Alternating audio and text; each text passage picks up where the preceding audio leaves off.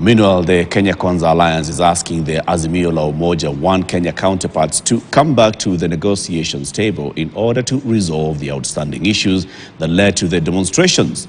Speaking in Parliament, the co-chair of the bipartisan talks representing Kenya Kwanza, the Raka MP George Murugara, said the delay in the talks is crippling the reconstitution of the IEBC, thus leaving the impending by-elections hanging in the balance.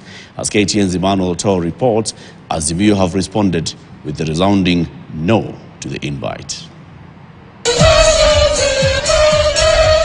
A few hours after the Azimio la Umoja One Kenya coalition suspended the anti-government protests slated for Wednesday, their Kenya Kwanza counterparts have yet again extended an olive branch to them to resume the bipartisan talks 2 months after the dialogue ran into headwinds. We are also saying we are happy they called off those particular demonstrations to show that they must be prepared to give dialogue a chance. We have not given up on this, and we shouldn't.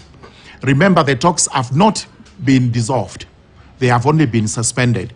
And the party that's suspended is the Azimio side. Wanaharakati mbalimbali SUPKEM na wengine wamejitokeza wakisema basi imetosha, haina faida yoyote maandamano, ni vizuri tuketi na tuzungumze kama viongozi tuweze kuelewana na kupeleka nchi yetu mbele. Kenya Kwanza also welcomed the calls by the clergy to be involved in the talks, with a rider that they will only be allowed to give their views but not sit as members. Even the stakeholders, the churches, the SUPKEM, the Law Society, and everybody else has a place in the framework agreement that we agreed upon. That once the time comes, they will be with us to give whatever views they have, which views will be considered just like those of other Kenya. Murugara says Azimio has reasonable time to act after past attempts fell on deaf ears. But in a quick rejoinder, Azimio declined the invite, saying their hands were tied by a previous proclamation by their party leader Raila Odinga. Timu yetu ambayo tuliteua hakuna mazungumzo tena na wale watu.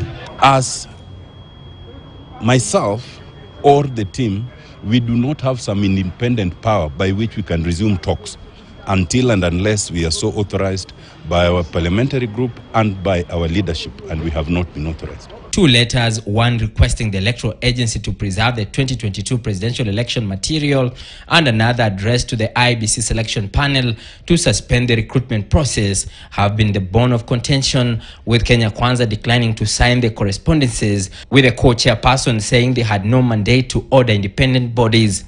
We agreed as a team to stop the process of recruitment of IEBC commissioners. We also agreed to address the IEBC and ask them to preserve the servers as we continue with the talks. We did the letters, I signed my part, sent them to our colleagues. They have never signed to date. That is a demonstration of bad faith.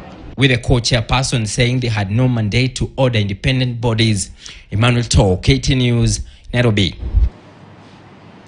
The Kenya National